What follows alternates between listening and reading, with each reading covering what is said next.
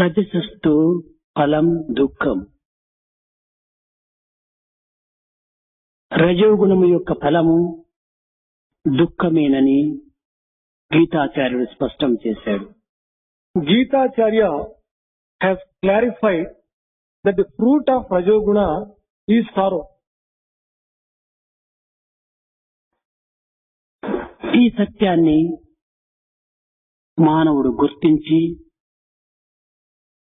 రజోతమ గుణములను తమ హృదయము నుండి దూరము గావించుకునేటువంటి ప్రయత్నములకు పూనుకున్నటువంటి వాడే విఘ్నుడు అని కూడాను నిరూపించాడు. He has also proved that that particular person who recognizes this truth and removes from his heart Rajoguna and Tamoguna, he alone would be happy. నిత్రైగుణ్యో భవ అని ఈ మూడు గుణములు మానవుని యందు ఉండుట చేతనే మానవుడు బద్ధుడై ఉన్నాడు. As man is having in his heart all these three gunas, he is bound. ప్రపంచమంతయును త్రిగుణాత్మక స్వరూపమే. The entire world is a form of three gunas. ఈ గుణముల యందు రజో తమో గుణములు చాలా బాధను కలిగించున్నవి. Among the three gunas, Rajas and Tamas, they give a lot of trouble. సమస్త దుఃఖములకు, సమస్త బాధలకు, సమస్త విచారములకు, సమస్త కర్మలకు కూడాను ఈ రెండే మూల కారణము. For all the sorrow, grief, trouble and problems, these two gunas, they are responsible. ఇందులో తమో గుణమునకు 6 లక్షణములు ఉంటున్నాయి. There are 6 attributes for Tamoguna. నిద్ర, Sleep, కునుకు, dozing, drowsiness, భయము, fear, క్రోధము, anger, సోమరత్వము, laziness, tamas. Inertia. కనుక ఈ 6 గుణములు తమస్సుతో నింపుకున్నటువంటివి. These 6 qualities constitute Tamoguna. పంటను పండించగోరినటువంటి రైతు, పంటను పొందగోరినటువంటి రైతు ఆ పొలములో మొట్టమొదట కలుపులు తీవాలి. An agriculturist or a cultivator who wants to raise a crop on a field, he has to take the weeds out of the field to start with. గడ్డి, తుంగ అనేటువంటి పంట కానటువంటి యొక్క పదార్థములు పెరగటం చేత పంట పైరు అణిగిపోతుంటాయి. On account of the growth of different types of weeds, the crop will be affected adversely. కనుకనే రైతులు కలుపులు తీవాలి అని అంటుంటారు. అనగా పంటకు వేరైనటువంటి యొక్క మొక్కలను పెరిగి పారవేయటం. That's why the cultivators will be telling that these weeds will have to be taken out of the field. అట్లు కలుపులు చేయకున్నా పంటను మనము అందుకొనలేము. Without this particular process, you would not be able to raise the crop. అనుకున్నంత ఆనందమును అందుకొనలేము. You would not be able to acquire as much of results as you అధిక పంటను మనం పొందవలనన్నా మొదలు కలుపులు తీవాలి. Removing weeds is an essential precondition for getting a good crop. అదే విధముగానే ఆత్మానందమును అనేటువంటి పంటను అందుకోగోరినటువంటి సాధకుడు, in the same way, a sadhaka who wants to attain Atmananda, the joy of Atma, తన హృదయ క్షేత్రములో కామక్రోధలో భూమోహమాశ్చర్యం అనేటువంటి ఈ రజోగుణ తమో గుణముల యొక్క స్వభావంతో కూడినటువంటి మొక్కలను మనం మొదలు పెరిగి పారవేయాలి. In the same way, he has to remove from his heart the various manifestations of Rajoguna and Tamoguna in the form of desire, anger, greed, malice, hateful jealousy. అరిషడ్ వర్గములు అనేటువంటిది రజో తమో గుణముల యొక్క సంతతి. These 6 types of enemies of man are the children of this Rajas and Tamas. ఈ కలుపులు ఉండినంత వరకు మనకు ఆత్మానందం అనేటువంటి పంటను అందుకొనలేము. We would not be able to reap the joy of Atman so long as these weeds are there. కనుక మొదలు తమోగుణ రజోగుణములను దూరం చేసుకోమని చెప్పాడు కృష్ణుడు. Therefore, Krishna has asked to remove Rajoguna and Tamoguna from his heart. అసలు విషాద యోగములో కృష్ణుని యొక్క విచారము అర్జునుని యొక్క విచారములకు మూల కారణము ఈ తమో రజోగుణములు. In fact, in the chapter of Vishada Yoga, it is these Rajoguna and Tamoguna which are responsible for the grief of Arjuna. రజోగుణమును నింపుకొని చేతనే అర్జునుడు దుఃఖమునకు గురి అయ్యాడు. As he has filled his heart with this Rajoguna, he was put to sorrow. కనుక అర్జున నీవి యుద్ధభూమి యందు ఈ పిరికితనమును దూరం చేసుకుంటకై మొట్టమొదట నిత్రైగుణ్యోప ఈ 3 గుణములను కూడాను నాకు అర్పితం చేయి. దీన్ని వదిలిపెట్టు. ఇవి నీవి కాదు. ఇవి ఉండినంత వరకు నీ విజయాన్ని సాధించలేవు అని బోధించాడు. He has taught that Arjuna, in the very first place, you offer all these 3 gunas to me, and then only you will be free from timidity and you will be able to achieve success and victory in the war. ఒక చిన్న ఉదాహరణము. One small example for this. ఎవరినైనా పెద్దలను మహనీయులను విద్యావంతులను మన గృహములకు ఆహ్వానం చేసినప్పుడు దానికి పూర్వమే మనం కొన్ని అనుసరించవలసినటువంటి ప్రధాన కర్మలు ఉంటున్నాయి. If we are inviting some great man, sage or some learned person to our house, there are certain preparations which are to be undertaken in our house. వారు మన ఇంటికి వచ్చే పూర్వమే మన ఇంటి లోపల ఇంటి బయట పరిశుద్ధం చేసుకొని అన్ని విధాలా మనము శుభ్రంగా ఉంచుకుంటాం. We have to clean inside our house and outside and surroundings before the guest comes to our house. లేక అపవిత్రమో మాలిన్యముతో కూడినటువంటి యొక్క ఇంటికి పెద్దలు ప్రవేశించరు. A house which is full of dirt or lack of sacredness, the great people అదే విధంగానే మన గ్రామమునకు ఏ మంత్రినో ఏ గవర్నర్నో ఎవరినైనా మన గ్రామమునకు ఆహ్వానం చేయాలంటే మొదలు ఆ బజార్లంతా మనం శుద్ధం చేసుకుని ఆ బజారునకు తోరణాలు కట్టుకొని అరటి చెట్టు కట్టి అనేక విధములుగా కూడాను అలంకారములు చేసుకొని మనం స్వాగతానికి సిద్ధంగా ఉంటాం. In the same way, we have invited either a governor or a minister to our village. We clean the roads and decorate the path and keep everything ready and fit to receive the great man invited. తాత్కాలిక పదవులు ఎందున్నటువంటి యొక్క అధికారులను ఆహ్వానించడానికి మనం ఇంత ఆర్భాటం చేస్తుంటే, if we take so much of care and precautions when we are inviting a person who is having a temporary position, ఏదో వ్యక్తిత్వంలో కొంత అధిక స్థానంలో చేరుకున్నటువంటి వ్యక్తులను ఆహ్వానించే సమయంలో మన గృహములు ఇంత పరిశుద్ధం చేసుకుంటుంటే, if we are making so much of preparations and cleaning our own houses when we are receiving an individual, జగద్రక్షకుడైన సృష్టికర్త అయినటువంటి భగవంతుని మన హృదయంలో ప్రవేశింప చేసుకోవటానికి మన హృదయం ఎంత పరిశుద్ధం చేసుకోవాలి. when we are inviting the very creator and the protector of the world itself to our own house, how much clean should we keep our heart?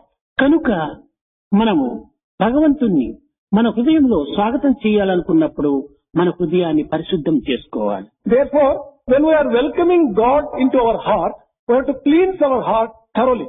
అట్టి హృదయ పరిశుద్ధం చేసుకున్నటువంటి సమయం నందే పరమేశ్వరుడు అందులో ప్రవేశిస్తాడు.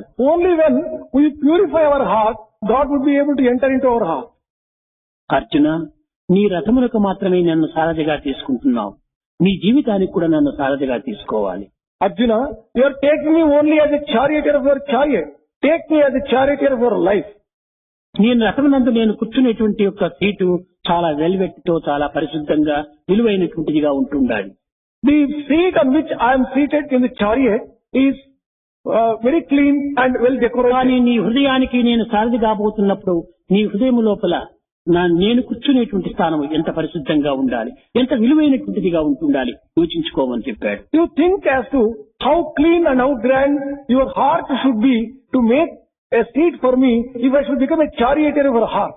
మనం ఎక్కడైనా బయట ప్రదేశంలో కూర్చోవడానికి ప్రయత్నించినప్పుడు ఏ న్యూస్ పేపరు, ఏ మ్యాటో, ఏ యొక్క పట్టను తెచ్చుకుని హ్యాండ్ కర్చీఫ్ ను తెచ్చుకుని కింద వేసుకుని మనం కూర్చుంటున్నాం. When we have to squat in some outside place, we spread either a mat, a kerchief or a newspaper and then only we sit on that. అలాంటి మాలిన్యమైనటువంటి మన దేహము, అశుద్ధమైనటువంటి మన దేహము, క్షణికమైనటువంటి మన దేహము, ఈ విధమైనటువంటి దీని సుఖములకు పరిశుద్ధములకు మనం పాల్పడుతుంటే పరమాత్ముడైనటువంటి అతన్ని మన హృదయంలో ప్రవేశింప చేసుకోవటానికి ఎంత పవిత్రమైనటువంటి సీటును మనము అమర్చుకోవాలో మనం యోచించుకోవాలి. When we are going to sit with this body which is temporary and full of impurities, if we are taking so much of care about the seat, how much more care should we take when we are inviting God Himself into our heart? హృదయములో ఈ రజో తమో గుణములు ఉండినంత వరకు కూడాను మన హృదయం పరిశుద్ధము కాదు. So long as this Rajoguna and Tamoguna are there in the heart is not pure. నిరంతరము అవి అశుద్ధమునే చేస్తుంటాయి. These two gunas will continuously be polluting and dirtying the heart. ఆ అశుద్ధం ఉండినంత వరకు ఆత్మస్వరూపుడు అందులో ప్రవేశించడు. So long as dirt is there, the very embodiment of Atman would not enter into the heart. కనుక మొట్టమొదట నీవు తమస్సును తదుపరి రజస్సును దూరం చేసుకో. Therefore, in the very first place, remove this Tamoguna and then Rajoguna. సాత్వికము నాతో చేరుతుంది. Sattvic guna can join me. కనుక నీవు నీ అశుద్ధాన్ని దూరము గావించుకున్నటకై తగినటువంటి ప్రయత్నం చేయమన్నాడు. Therefore, make every effort to remove the dirt from your heart. దీనికి ఒక చిన్న ఉదాహరణం. One small example for this. ఈనాటి యువతులు కూడాను ఎక్కడైనా కొంత ఆఫీసుకు పోవాలన్నా లేక కళాశాలకు వెళ్లాలన్నా ఇంకే విధమైనటువంటి పిక్నిక్ పోవాలన్నా ఏది లేకపోయినప్పటికీ తమ జోబిలో ఒక హ్యాండ్ కర్చీఫ్, ఒక చిన్న అద్దము, ఒక చిన్న దువ్వెన పెట్టుకుని వెళ్తారు. Today's ladies or gents, whenever they are going on a picnic and an excursion, they will be preparing themselves to take a mirror, one comb and a handkerchief. ఇవి ఏ దేనికోసం తీసుకెళ్తున్నారు? Why do they take these three? మన ప్రయాణం లోపల ఏదైనా గాలికి ఏమైనా మన జుట్టు లేస్తుందో ఏమో, వికారం అవుతుందో ఏమిటో, కనుక దాన్ని సరిదిద్దుకునే కోసం కోము తీసుకుంటున్నాం. In our journey, it is likely that the hair may get a little disheveled, and therefore you have to just correct them, and in order to have the hair put in order, you may take this comb. మన జుట్టు లేచినదా బాగున్నదా అని తెలుసుకోవటానికి అర్థం కావాలి. In order to find out how the hair is, you may take the mirror. తదుపరి మనం అలసిపోయినప్పుడు మన ముఖంలో ఒక విధమైనటువంటి యొక్క చెమట పుడుతుంది. Further, when you get tired, there may be some sweat on your face. దానిని తుడుచుకోవటానికి ఒక బట్ట కావాలి. In order to wipe out sweat, you may take a handkerchief. అయితే ఈ మూడు ఏమిటిగా మనం భావించాలి? What should we take these three for? ఈ మూడిట్లో ఏది ఒక్కటి లేకపోయినప్పటికీ మన యొక్క అందము చక్కబడదు. Without any one of them, we would not be able to attain perfection in our మన life. మాలిన్యము దూరం కాదు. We cannot remove the dust. అందువల్ల ఈ మూడింటిని మనం మరవకుండా వెంట తీసుకెళ్తుంటాం. Therefore, we take, without forgetting, all these three items. ఇది జీవితానికి సంబంధించినటువంటి యొక్క శుభ్రతలు. These are the three important things which help us to maintain cleanliness on the world. అదే విధంగానే మానసిక సంబంధమైనటువంటి యొక్క అలంకారంలో కూడాను చెదిరినటువంటి అలంకారంను సరిదిద్దుకొనుటకై దీనికి కూడాను మూడు ఉంటుండాలి. In the same way, if you want to just correct the disturbed beauty of the mind, you have to take certain instruments. మన తల చెదిరదా లేదా అనేటువంటిది అర్థం నిరూపిస్తుంది. Whether our hair are disturbed or not, the mirror proves. అదే విధంగానే మన మనస్సు చెదిరిపోయినప్పుడు దీన్ని సరిదిద్దుకొనుటకై దీనికి కూడాను కొన్ని పదార్థములు అవసరం. In the same way, in order to correct a disturbed mind, there are certain instruments which are necessary. ఈ మానసిక చెదిరినకు కొంతవరకు నిరూపించడానికి భక్తి అనేటువంటిది అర్థం. To find out whether this mind is disturbed or not, devotion acts as a ఈ mirror. అద్దం కూడాను పరిశుద్ధమైనటువంటిదిగా ఉంటుండాలి. This mirror also must be pure. ఈ పరిశుద్ధమైన అద్దము లోపల మనసు యొక్క మాలిన్యము కాని లేక మనసు యొక్క స్థిరత్వం కాని అందులో సుస్పష్టంగా కనిపించగలదు. When the mirror is clean, you will be able to just find out whether there is impurity of the mind or the mind is pure. ఈ మనసు చెదిరినది అనేటువంటిది గుర్తించినప్పుడు మనము దువ్వెన కావాలి దాన్ని చక్క చేసుకోవటానికి. అదే జ్ఞానం. When you recognize that the mind is disturbed, you have to correct it. And for this particular purpose, you need a comb, and the comb is wisdom. ఈ జ్ఞానం ఏం చేస్తుంది? అన్నింటినీ చక్కగా వివరిస్తుంది. Wisdom clarifies all the things. ఇంకా మన ముఖం పైన ఉండినటువంటి మాలిన్యాన్ని ఎదుర్చేటువంటిది గుడ్డ. It is a cloth which can cleanse the dirt on our face. ఈ మనసులో ప్రవేశించినటువంటి యొక్క దోషములను నివారణ గావించుకునేటువంటిది వైరాగ్యము. To remove the dirt which might have entered into your mind, it is a ఈ detachment. వైరాగ్యం అనేటువంటి వస్తువు నుంచి దానిని తుడిచి పారవేయాలి. With the help of this cloth called detachment, we'll have to wipe off all the dirt. కానీ మన జీవితంలో మనం ఎక్కడ పోయినప్పటికీ ప్రాపంచికంగా ఒక దువ్వెన, ఒక హ్యాండ్ కర్చీఫ్, ఒక అద్దము ఏ విధంగా మనం పెట్టుకుని వెళుతుంటామో అదే విధంగానే మనము ఎక్కడికి వెళ్ళినప్పటికీ భక్తి, జ్ఞాన, వైరాగ్యములు ఇవి మన వెంట జంట ఉండాలి. Just as in the worldly life, wherever we go, we take three things: a mirror, a kerchief, and a comb. Similarly, in the life, in the journey of the life, wherever we go, we'll have to take devotion, wisdom, and detachment. ఇక్కడ రజోగుణము యొక్క లక్షణాలు కూడా కొంత మనకు అర్థం చేసుకోవాలి. We have to try to understand the different characteristics of Rajoguna. రజోగుణము కలిగినటువంటి వాడు అన్నింటి ఎందుకు తొందరపాటు పడుతుంటాడు. A person who is full of Rajoguna will always be hasty in everything. ప్రతిదాని ఎందుకు తొందర అధికము. In everything he exhibits undue haste. ఇతనికి కోపం కూడాను జాస్తి. He will have a lot of anger. ఇంతియే కాకుండా కొన్ని వాంఛలను అమితంగా పెంచుకుంటుంటాడు. Not merely this, he develops unlimited desires. ఒక్క క్షణమైనా కూడాను తాను స్థిరంగా ఉంటుండడు. Even for a moment, he can't be steady. ఇది రజోగుణం యొక్క లక్షణాలు. These are the features of మీరు Rajoguna. ఎక్కడైనా కూడాను జూకు పోయి చూచినారంటే అక్కడ చిరుత, పులి, నక్క ఇలాంటి వాటిని చూస్తే మీరు చక్కగా తెలుస్తుంది. ఎప్పుడు చూసినా అటో ఇటో తిరుగుతుంటాయి కానీ ఒక్క నిలకడగా ఉండేటువంటి స్వభావం కాదు వానికి. This becomes clear for you if you go and watch the animals in the zoo, be it cheetah, tiger or a fox, they would not be quiet and steady even for a moment. They are కారణం moving all the ఏమిటి? while. ఇది రజోగుణం యొక్క స్వభావం. The reason is that they are having Rajoguna. This is the feature of మానవుని Rajoguna. యందు, మానవుని హృదయం నందు ఈ రజోగుణము ప్రవేశించినా అది నిరంతరం కూడాను చెలింపు చేస్తుంటాది. If Rajoguna were to enter into the heart of man, it makes man unsteady and moving all చెలింపు the while. చేయటమే కాదు భ్రమింప కూడా చేస్తుంటాది. It is not merely making a person unsteady, it will be making the person భ్రమింప deluded. చేయటమే కాదు వస్తువులు వరిస్తూ కూడా వస్తుంటాది. Not merely he gets deluded, he goes on desiring for the object, జగత్తును వరించటము, desiring for the world, ఆశలను భ్రమించటము, getting deluded, దేహాన్ని చెలించటం. moving the body. ఈ మూడింటి యొక్క గుణములు రజోగుణములకు ప్రధానమైనటువంటి లక్షణాలు. These are the three important qualities which become the features of కనుకనే Rajoguna. మనము ఒక చోట కూర్చుంటే నిలకడగా కూర్చోలేము. That's why when we squat in any particular place, we wouldn't be steady. ఎప్పుడు చూసినా ఏదో ఒకటి కదులుతూనే ఉంటుంటాది. Whenever you just see some part of the body or the other would be moving. దీనినే అశ్వత్థ వృక్షం అని కూడాను పేరు పెట్టారు. This has been described as people's tree. అశ్వత్థ వృక్షంలో మీరు చూసే ఉంటుంటారు.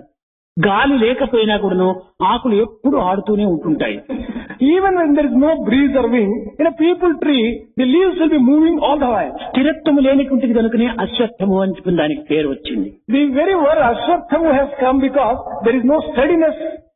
స్థిరత్వం లేకపోవటం వల్లనే గుర్రమును కూడాను అశ్వము అని పేరు వచ్చింది. As horse is not steady, it has got the word Ashwam. ఎప్పుడైనా చూడండి మీరు గుర్రమును, చెవు తప్పితే తోకనో, తోక తప్పితే కాలు ఏదో ఒకటి అల్లాడిస్తూనే ఉంటుంటారు. Whenever you see a horse, whether it is the ear or the tail or the leg, it will be moving all the while. కనుకనే దీనిని అశ్వమేధ యాగము అని, ఈ బుద్ధి కూడాను చాలా తిరుగుతుండేటువంటిది, చాలా అశ్వం వలె కదులుతుండే దానిని స్థిరత్వం చేసేటువంటి ఒక యాగమే అశ్వమేధ యాగం అని చెప్తూ వచ్చారు. That is why the Ashwamedha Yaga or the sacrifice of horse has been described as the one which will help you to steady your mind. ఇది చాలా కొంచెం మానవత్వాన్ని కూడా మరిపింప చేస్తుంది. This in fact makes human nature being forgotten. ఈ రజోగుణములో అధిక భాగము కొంత పశుత్వము, దానవత్వము చేరి ఉంటుంటాది. In this Rajoguna, there are two qualities. One is animal nature and also demonic. కనుక తమో గుణమునకు గురువు కుంభకర్ణుడు. Therefore, the preceptor for Tamoguna is Kumbhakarna. రజోగుణమునకు గురువు రావణాసురుడు. The preceptor for Rajoguna is Ravana. సాత్విక గురువే అతను విభీషణుడు. Vibhishana is the preceptor for ఈ Sattvic. ముగ్గురు కూడాను అన్నదమ్ములే. All these three are brothers. కానీ ఈ ఇరువురు మాత్రం హృదయంలో ఉంటుంటే చాలా ప్రమాదాన్ని తెప్పిస్తారు. But if you allow these two into your heart, it will lead you to a lot of కానీ harm. మోక్షములో ప్రవేశించే సమయం లోపల సాత్వికం కూడాను కొంతవరకు దూరం చేసుకోవాల్సింది. When you are entering into the kingdom of liberation, you have to just remove yourself from మూడు Sattva. కూడాను ఒక సోదరత్వాన్ని పొందినటువంటివి, ఒకే జాతికి చేరినటువంటివి. All these three belong to the same family and there is brotherly relationship between them. కనుకని ఈ త్రిగుణానికి అతీతమైనటువంటి ఒక స్థితిని పొందమని చెప్పని బోధిస్తూ వచ్చింది వేదాంతం. That's why Vedanta has been teaching that transcend all these three gunas. త్రిగుణం, Three qualities, త్రిదళాకారం, three pronged leaf, త్రినేత్రంచ, three eyes, త్రియాయుధం, three weapons, త్రిజన్మ పాప సంహారం, destroying the ఏకవిల్వం శివార్పణం. ఈ మూడింటి కూడా అర్పితం చేయాలన్నారు. offering all these three things to Shiva himself. ఒక ముళ్ళు మన కాలులో విరిగినప్పుడు దాన్ని తీయడానికి గొడ్డలి గొడవలు చేస్తే ప్రయోజనం లేదు, తిరిగి ముళ్ళే తీసుకొని రావాలి. If one thorn were to enter into your foot, to remove it, you need not take a cudgel or a knife, but you'll have to take the help of another thorn. మనం ఒక ముళ్ళుతో ఇంకొక ముళ్ళును తీసిన తర్వాత ఇది తీసిన ముళ్ళే, ఇది విరిగిన ముళ్ళే అని రెండు భేదం తీసుకో, రెండింటినీ తీసి పారవేస్తాం. Once you remove the thorn which has entered into your foot, you throw away both the thorns without any distinction. అదే విధంగానే తమో గుణమును రజోగుణంతో తీసేసేయాలి. You have to remove this tamoguna with the help of rajoguna. రజోగుణమును సాత్విక గుణంతో తీయాలి. You have to remove rajoguna with the help of sattva. కట్టగప్పటికి Brahmanandam అనేటువంటి సౌధంలో ప్రవేశించే సమయంలో మూడింటిని పారవేయాలి. Before you enter into the mansion of Brahmananda, you have to remove and throw away all these three gunas. ఇందులో ఏ గుణం ఉండినప్పటికీ మనకు ఆనందం ప్రాప్తించదు. Whatever guna you are having, you will not be able to get అందువల్లనే త్రిగుణములకు అతీతమైనటువంటి వానిగా నీవు కామని అర్జునుడికి ఆదేశించాడు. That's why he commanded Arjuna to transcend all the three gunas. కనుకని ఈ త్రిగుణ భవాని, ఈ త్రిగుణములు కూడాను కొంతవరకు అరికట్టుకునేటువంటి సమయంలో దీనిని దూరం గావించుకునే సమయంలో తగినటువంటి జాగ్రత్తను వహించమన్నాడు. Therefore he has warned that you will have to take a lot of care while getting rid of all these three gunas. ఈ విధమైనటువంటి యొక్క గుణముల యొక్క స్వభావాన్ని, గుణముల యొక్క ఫలాన్ని అర్జునుడికి బోధించి అతన్ని అనేక విధములుగా కూడాను మానవత్వంగా తీర్చిదిద్దాడు. After teaching the various qualities of these three gunas, he has just transformed him into a great man. ఈ మూడింటికి మూల కారణము మనస్సు. The most important primary cause for all these three gunas is the mind. ఈ మనస్సు అమనస్కమయ్యేంత వరకు కూడాను ఈ మానవత్వం అనేటువంటి దాన్ని మనము తప్పించుకోవటం అసాధ్యం. It is impossible to get rid of this human nature until the mind loses its very nature itself and becomes కనుక amanaska. మొట్టమొదట భగవంతునికి మనసును అర్పితం చెయ్యాలి. Therefore, in the very first place, we should offer our mind to the Lord. మనసును అర్పితం చేసిన తర్వాత మిగిలిన కార్యక్రమములు తానే చూసుకుంటాడు. After offering the mind to Him completely, God will take care of us in all the other. ఒకానొక సమయం లోపల జనక మహారాజు తన రాజ్యం లోపల ఎవరైనా పండితులు కాని, మహనీయులు కాని, ఋషులు కాని, యోగులు కాని, జోగులు కాని, బైరాగులు కాని, విరాగులు కాని ఎవరైనా సరే నాకు ఆత్మజ్ఞానమును బోధించాలి అని అందరికీ వర్తమానం పంపాడు. Once upon a time, King Janaka sent word and message to people at large, asking, be he a scholar, an educated person, a yogi, a maharshi, a jogi, whoever he be, he should come and teach me the knowledge of గుర్రం యొక్క ఒక రికాబులో కాలు పెట్టి రెండవ రికాబులో కాలు పెట్టే లోపలనే నాకు ఆత్మానందం చేకూర్చాలి, బ్రహ్మ ప్రాప్తి చేకూర్చాలి అన్నాడు. He also said that within a matter of a few moments, I should be able to get Brahma Jnana. ఒక రికాబులో కాలు పెట్టి గుర్రం ఎక్కి రికాబు ఉంటుంది. While climbing the horse, before he completely climbs on it, he should be able to just get Brahma Jnana. ఈ విధముగా ఎవరు చేయరో అలాంటి పండితులను కాని, అలాంటి వేదాంతులను కాని, అలాంటి యోగులు కాని నా రాజ్యంలో ఉంచుకోను, వారి రాజ్యం నుంచి బయట తరుముతానన్నాడు. If There are people who will not be able to accomplish this particular task for me, whether he is a scholar, whether he is a learned person, whether he is an educated person. ఈ I don't want to పండితులకు, ఈ ఋషులకు, ఈ యోగులకు భయం ఏర్పడింది. These scholars, these rishis, they were a little frightened. ఇది మన విద్యకు పరీక్షా ఘట్టం అనుకున్నారు. They told themselves that this is going to be a test for our scholarship and learning. కానీ ఎవరు దీనికి సాహసించలేదు. But no one dare come out and offer himself to solve this problem. ఆ యొక్క రాజ్యములో ప్రవేశించాడు అష్టావక్రుడు. Ashtavakra entered the kingdom.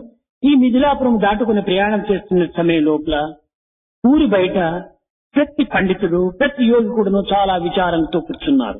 While he was going on the road, when he came to Mithilapura, there were people, scholars, pandits, and all those people who were just there. ఈ అష్టావక్రుడు నీ విచారమునకు కారణం ఏమిటి అని ప్రశ్నించాడు.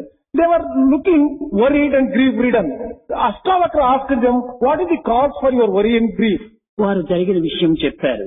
They explained to him all the things that have happened. ఇంత మాత్రమే మీరు వెరిచేది ఎందుకు? నేను దీనికి తగినటువంటి జవాబు చెప్తానని నేరుగా జనక మహారాజు ఆస్థానంలో ప్రవేశించాడు.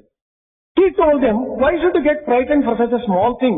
I will be able to solve this particular problem. So saying, he entered the court of Janaka directly. రాజా, మీకు ఆత్మజ్ఞానం ప్రబోధించటంలో నేను సిద్ధంగా ఉన్నానన్నాడు. He addressed the king and said, well king, I am ready to teach you the knowledge of Atman. అయితే ఈ ఆత్మజ్ఞానము ఈ రాజభవనంలో చేయడానికి వీలు కాదు. But this knowledge of Atman cannot be taught. ఈ రాజభవనం అంతా కూడాను రజోగుణ తమోగుణంతో నిండి ఉంటుండాలి. This palace is full of Rajoguna and Tamoguna. శుద్ధ సాత్వికం లోపల నిన్ను ప్రవేశపెట్టాలి. I should make you enter into an area of Shuddha Sattva. కనుక నా వెంట రమ్మన్నాడు. అతనితో తీసుకెళ్లాడు. అతని వెంటనే కొన్ని గుర్రములు, సైన్యములు అంతా కూడాను వెళ్ళింది. He took him with him, and along with him, they took a few horses and పరివారం అంతా ఒక చోట నిలబెట్టాడు. He made the entire army and మధ్య అరణ్యం లోపల ఈ జనక మహారాజు అష్టావక్రుడు ప్రవేశించారు. In the middle of the forest, this Ashtavakra and Janaka Maharaja entered. అప్పుడు జనక మహారాజును కోరాడు అష్టావక్రుడు, రాజా, నేను ఇప్పుడు ఆత్మజ్ఞానంలో బోధించేటువంటి వాడును, నీవు వినేటువంటి వాడు, వినేటువంటి వాడు శిష్యుడు, బోధించేటువంటి వాడు గురువు. ఇది నీకు ఒప్పుకోగలిగినటువంటి విషయమేనా అన్నాడు. Ashtavakra asked King Janaka, well, I am now going to teach you the knowledge of Atman. I am going to teach, therefore I am the preceptor, and you are going to learn, and therefore you are a disciple. Are you prepared to accept this? నీవు దీనిని అంగీకరించుటే నిజమైన మొట్టమొదట నాకు గురుదక్షిణ ఒకటి ఇవ్వమన్నాడు. If you are agreeable for this particular proposal, then you have to offer Guru Dakshina, offerings of the Shishya to Guru. గురుదక్షిణ ఇచ్చిన తర్వాతనే ఉపదేశం ప్రారంభించాలి. Only after you give your own offering to the Guru, then I will be starting my teaching. నాకు కావాల్సింది బ్రహ్మప్రాప్తి. కనుక దేనినైనా ఇవ్వడానికి నేను సిద్ధంగా ఉంటున్నాను, సర్వమును త్యజించి వేస్తాను అని చెప్పాడు జనక మహారాజు. King Janaka told Ashtavakra that as I want the attainment of Brahman, I am prepared to give anything that you want. నాకు ఏమీ అక్కర్లేదు, నీ మనసుని ఇవ్వమన్నాడు. Then he told him that I do not want anything else, I want your mind. ఇచ్చినానన్నాడు. He said, I have offered my mind to you. ఇంక నా మనసు కాదు, తమ మనసు. Then Janaka said, this is not my mind, from now onwards it will be yours. అయితే గుర్రాన్ని తెప్పించాడు. Then he brought the horses. ఇక్కడ నిలబెట్టాడు. He made them stand. రాజా, కొంతసేపు కూర్చోమన్నాడు. He asked the king to sit down. మహారాజును తన రాజ్యంలోని మధ్య మార్గంలో కూర్చోబెట్టాడు అక్కడ అష్టావక్రుడు. He made king sit down in the middle of the road in his kingdom. ఈ రాజును మధ్య మార్గంలో కూర్చోబెట్టి తాను అరణ్యంలో వెళ్లిపోయాడు. ఒక చెట్టు కింద ప్రశాంతంగా కూర్చున్నాడు. He made king sit down in the middle of the road, main roads in the kingdom, and Ashtavakra walked into the forest, sat down quietly under a tree. ఈ సిపారు ఎంతసేపో చూచారు, మహారాజు కానీ అష్టావక్రుడు కానీ రాలేదు. The soldiers waited for a long time. Neither king nor Ashtavakra came over there.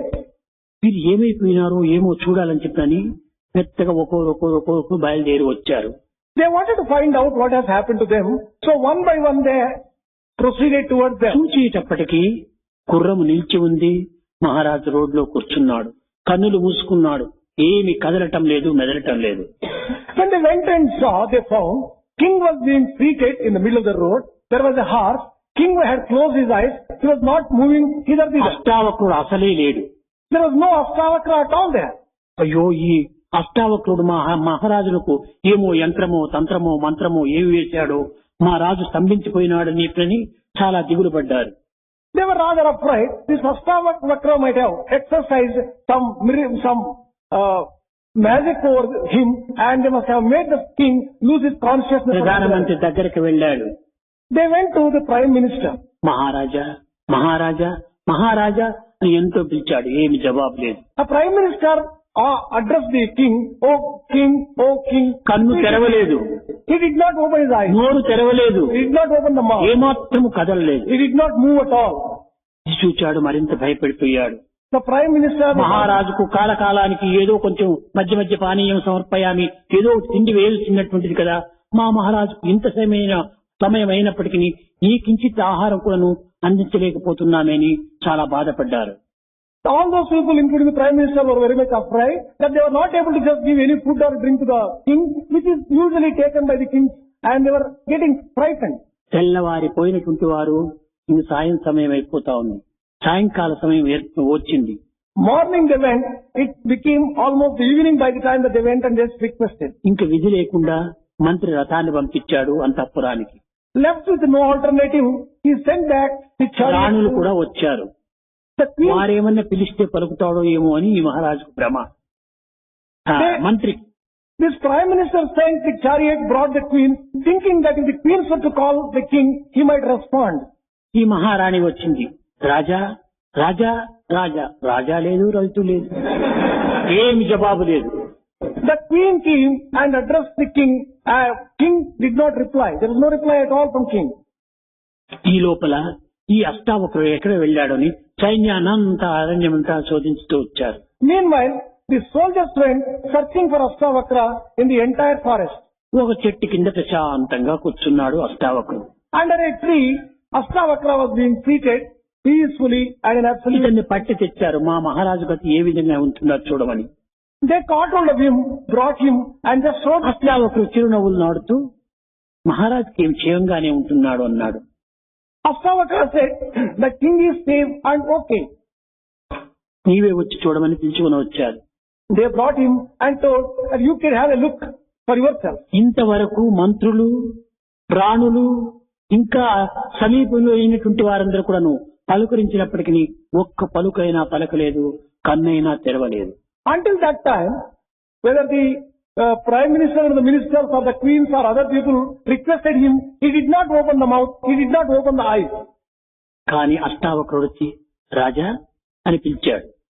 Then Astavakra came, and when I addressed the king, కన్నులు తెచ్చి స్వామి అని పలుకు జవాబిచ్చాడు. he immediately opened the eyes and then replied, "Swami."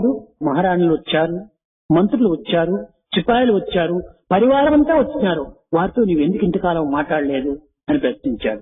He questioned the king. Well, the ministers have come, the queens have come, and the soldiers have come. So many people have come. Why did he not reply? వాకాయములన్నీ కూడా మనసుతో చేరినటువంటి, మనసు తమకు అర్పితం చేసిన తర్వాత తమ ఆజ్ఞ కావాలి కదా వారితో మాట్లాడటానికి. Thought, word and deed are associated with the mind. And I have offered my mind entirely to you. Therefore, I needed your permission. నాకు ఈ మనసు పైన అధికారం ఏమిటి ఉండాలి? What authority do I have? తమకు అర్పితం చేశాము, ఇది తమ మనసు. I have offered my mind to you. It is yours. తమ ఆజ్ఞ లేకుండా ఏది కూడా చేయడానికి వీలు కాదు. Without your permission and command, I am not going to do anything. అప్పుడు అష్టావక్రుడు, ఇప్పుడు నీవు అమనస్కుడవు. Then Astavakra said that you have reached ఈ this. మనోనాశనం అయినప్పుడే నీకు మహత్తరమైనటువంటి యొక్క బ్రహ్మప్రాప్తి చేకూరుతుంది. మహారాజా ఎక్కువ రికాబ్ ఉంది. ఒక రికాబ్ లో కాలు పెట్టాడు, రెండవ రికాబ్ లో కాలు పెట్టే లోపలనే ఆత్మానంద ప్రాప్తి కలిగింది. Then he just said, you have attained the state of Amanaska. He asked him to put one foot in one rikav, and by the time that he climbed the entire horse and put the other, he got the. కనుక మనోవాక్కాయములు అద్భుతముగా గావించినప్పుడు ఇంక తనకి ఏమాత్రం కూడాను అధికారం ఉంటుండదు. Once a person offers mind, word, deed and thought, then he will not be having any authority and power over. అదే విధముగానే కృష్ణుడు అర్జునుని సర్వధర్మాం పరిత్యజ్య మాం ఏకం శరణం వ్రజ అహం త్వాం సర్వపాపేభ్యో మోక్షయిష్యామి మాశ్చ. నీ సర్వస్వము నాకు దారబోయి సర్వధర్మమును నాకు అర్పితం చేయి, మోక్షాన్ని నేను ఇస్తాను అని చెప్తున్నాడు. In the same way, Krishna told Arjuna, you offer your everything to me. You offer all your dharmas to me. I'll take care of you and I'll give you the liberation and deliverance. ఇక్కడ సర్వధర్మ అన్నాడు. He has used the word sarvadharma. అన్ని రకమైనటువంటి ధర్మములు కూడా నువ్వు నాకు అర్పితం చేయమన్నాడు. He has just asked him to offer all types of dharma, all kinds of dharma. నైతిక, భౌతిక, ధార్మిక, ఆధ్యాత్మిక అన్ని రకములైనటువంటి దీంట్లో కూడా లౌకికమైనటువంటి అన్ని కూడా నాకు అర్పితం చేయమన్నాడు. Be it physical, mental, spiritual and worldly, all the dharmas you offer them to me. ఇక్కడ ఒక చిన్న సంశయం ఏర్పడవచ్చు. One may get a small doubt here. అన్ని ధర్మములు కూడా భగవంతుడికి అర్పితం చేసినప్పుడు దానికి చేయవలసింది ఏమిటి ఉండాలి? If every dharma is offered to Lord, what is it that he can do? మోక్షాన్ని అపేక్షించడం కూడా ఒక ధర్మమే కదా. Even desiring for liberation is one type of dharma. అప్పుడు సర్వము భగవంతుడికి అర్పితం చేస్తే మోక్షాపేక్ష కూడా లేకుండా పోతుంది నాకు. If everything is offered, every dharma is offered to the Lord, then I will not be having even the desire of moksha, liberation. ఇవన్నీ లౌకిక సంబంధమైనటువంటివన్నీ కూడాను అవి అపర విద్యలు అని. All this worldly education may be described as apara vidya.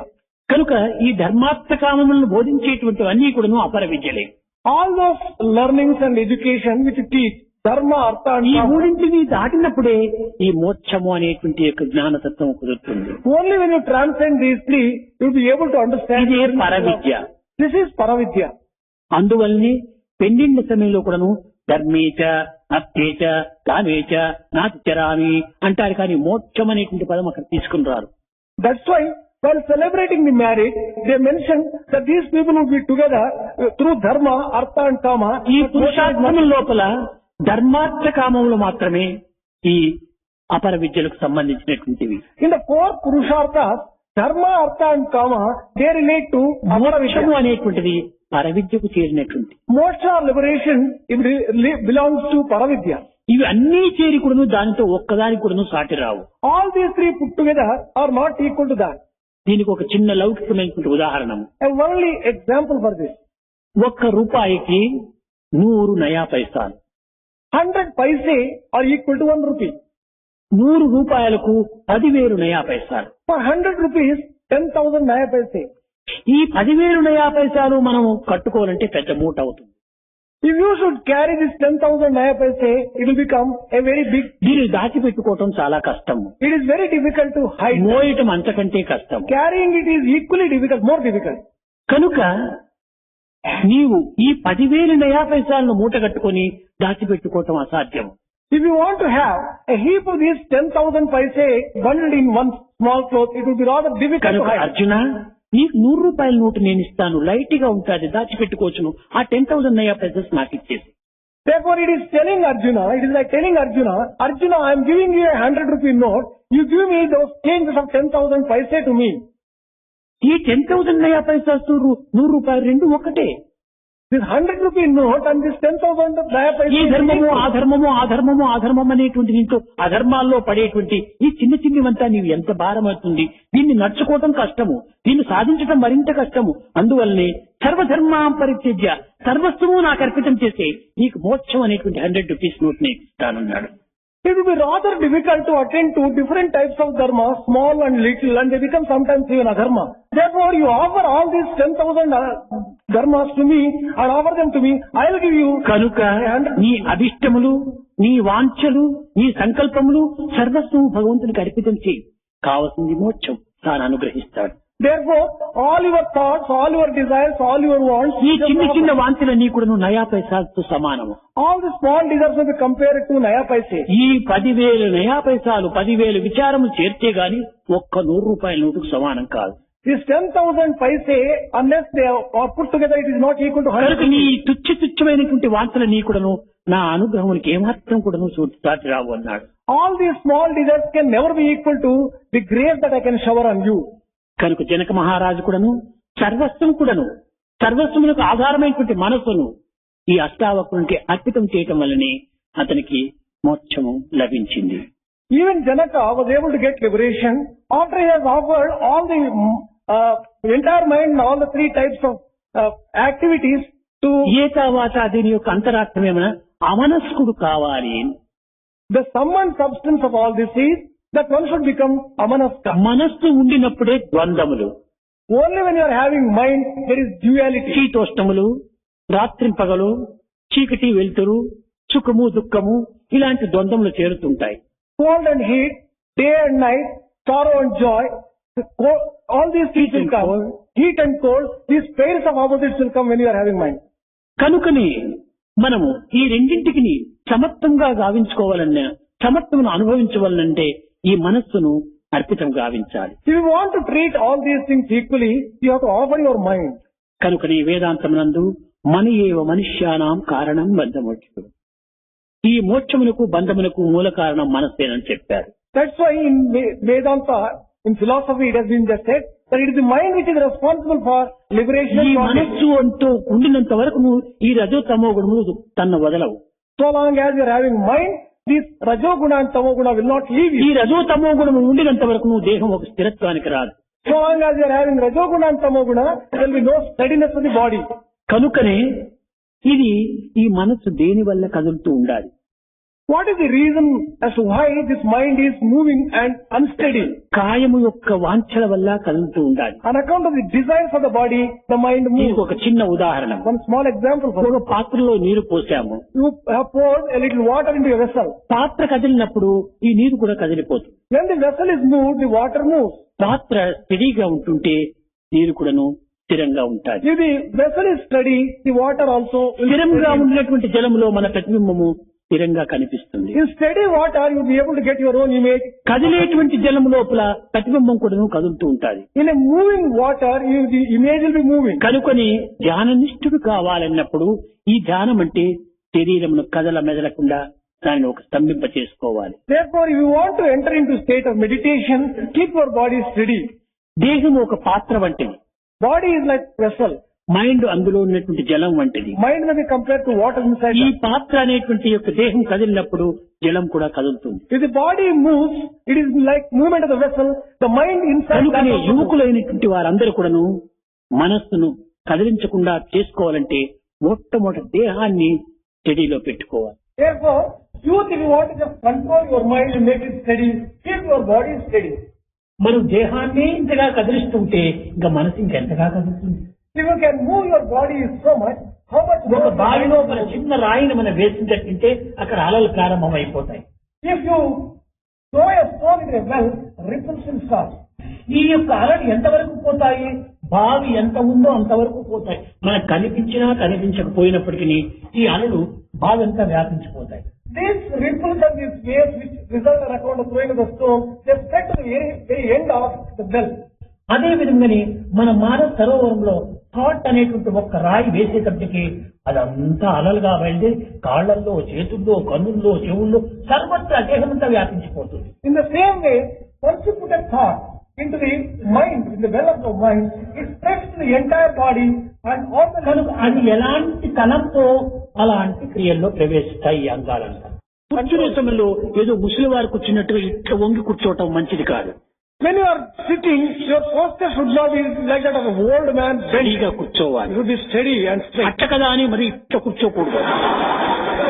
You should not go to the other extreme of raising your head up. లేక తల మరి ఇటువైపును అటువైపును కూడా తిప్పకూడదు. Should not turn your head this side of the ఈ other. ధ్యానానికి తగినటువంటి ఒక పద్ధతి అని చెప్తూ వచ్చారు. ధ్యానానికి For meditation, this has been described as a very important. మన తలలో ఒక గూటం కొడితే ఆ గూటానికి దేహమంతా చుట్టుకున్నట్టుగా ఉంటుండాలి. మూలాధారం వరకు కూడాను సమానంగా బెండు కాకుండా ఉంటుండాలి. If you were to strike a long nail in your head, you should go straight into the Mooladhara and the entire ఎందుకంటే body. ఈ స్పైనల్ కాలం నుంచి కూడాను ఈ మూలాధార చక్రం నుంచి సహస్రార పథం వరకు ప్రయాణం చేస్తుంది కుండలిని శక్తి. The Kundalini power will be traveling from Mooladhara to Sahasrara and therefore it should be steady. ఈనాటి నుంచే మనం వంగి కూర్చుంటే ముసలయ్యేటప్పటికి మరీ బెండ్ అయిపోతాం. Right from the boyhood itself, if you bend so much, by the time you become మన old, మెడ కానీ మన నడుము కానీ మన భుజం కానీ ఎక్కడే కానీ బెండు కాకూడదు, వంగిపోకూడదు. Be it our head, be it our neck, be it our body, there should not be any bend. ఇది విద్యార్థులకు అత్యవసరమైనటువంటిది, సాధకులు కూడా చాలా ప్రధానమైనటువంటిది. This is extremely essential for students and equally so for sadhakas. కనుక నేను అప్పుడప్పుడు విద్యార్థులను ప్రశ్నిస్తుంటాను, స్టడీ దేనికోసం అంటే స్టడీ కోసం స్టడీ అన్నాను. Therefore, I will be telling students quite often that why are you studying? You are studying for becoming steady. Study కోసం study చేయాలి, కానీ చెంచులతో మంకీ మైండ్ గా చేసుకోవాలంటే ఇంక స్టడీ ఎందుకు మనకి? ఇంకా You have to become steady, you have to study and not to ఆటలాడే సమయంలో తప్ప మాటలాడే సమయంలో కూడా కులుకుతూ మాట్లాడకూడదు. excepting when you are playing. You should not be moving too much. Even when you are talking, you should పాటలు పాడే సమయంలో కూడాను వీడు పాడుతున్నాడా లేదా అనేటువంటి కూడా మనకు తెలియనటువంటి రీతిగా పాడాలి. even when you are singing, you should sing in such a way that people should not be able to make out ఈ easily. విధంగా దేహాన్ని ఈ చిన్న వయసు నుంచి మన అదుపులో పెట్టుకున్నప్పుడే మనం భవిష్యత్తులో అన్నింటినీ కూడా సులభంగా సాధించగలం. In this way, right from boyhood, if we can keep our body under control, it will be very useful to achieve many things in కనుకని life. మానవులకందరికీ అర్జునుడు ఒక్క ఆదర్శవంతుడుగా నిరూపించే నిమిత్తమై కృష్ణుడు అర్జునుని ఈ రీతిగా ప్రతినిధిగా పెట్టుకున్నాడు.